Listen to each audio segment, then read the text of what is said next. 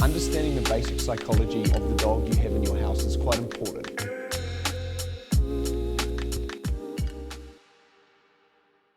Understanding the basic psychology of the dog you have in your house is quite important. It's going to help you understand the way it communicates, why things may be happening, which then gives you a bit of context of how you can deal with it and what you're doing and what effect that may be having on the dog. Most issues that arise in dogs start from the way we're communicating with them.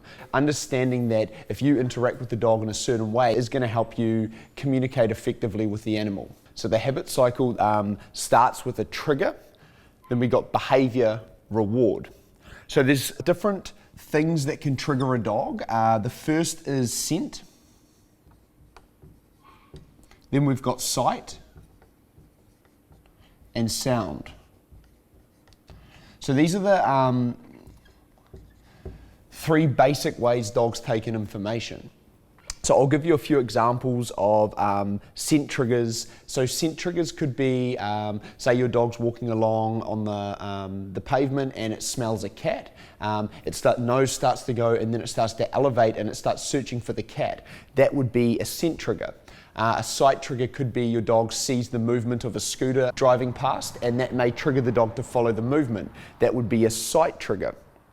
And the last is sound. So say your dog hears knocking on the door, it then starts to bark, that is a sound trigger. So these are the three basic triggers that we have that we need to understand with our dogs. The next is behaviour. So we've got four basic instincts or basic behavioural patterns that dogs go through. So the first is a protective behaviour. So the protective behaviour is the dogs want to protect something that it has value over. Each individual dog will have a scale of how protective it is, and a lot of that's going to be breed specific and genetics specific. The next is the social behaviour. So the social behaviour is the dogs want to interact with things in its environment, and mainly dogs. So this is how the dog interacts with another dog, how the sequence it goes through when it interacts with other dogs. The next is fear.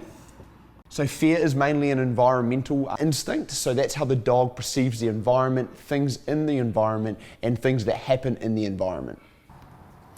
The last behaviour is the predatory, so that's the dogs want to seek out something that it could potentially feed off. So the last part of the habit cycle is the reward aspect. So that's what the dog is getting out of doing the behaviour.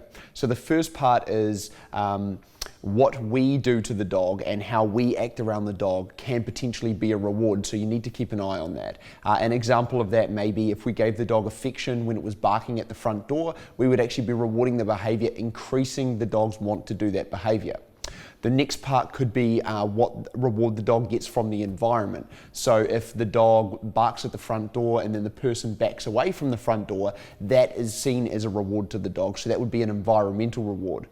And the last is what we call a self-rewarding behaviour. So that's when the dog gets rewarded from doing the behaviour repetitively over time, so it gets a chemical release in its brain for actually doing the behaviour. Those are the worst types of behaviours, and we want to avoid those behaviours at all cost. So I'm going to go through a few different scenarios to give you guys a bit of an indication of how this habit cycle works. So the first scenario would be a dog barking at the front door. So dog barking at the front door would be the knocking on the door, might be a sound trigger, so the dog's triggered from the noise. The dog then kicks into a defensive behaviour, so it feels like it needs to protect that environment or protect the house. And then the reward could be the owner going up patting the dog. The reward could be the person backing away from the front door. So that's a very basic one. The next could be, say, the dog hunting a rabbit.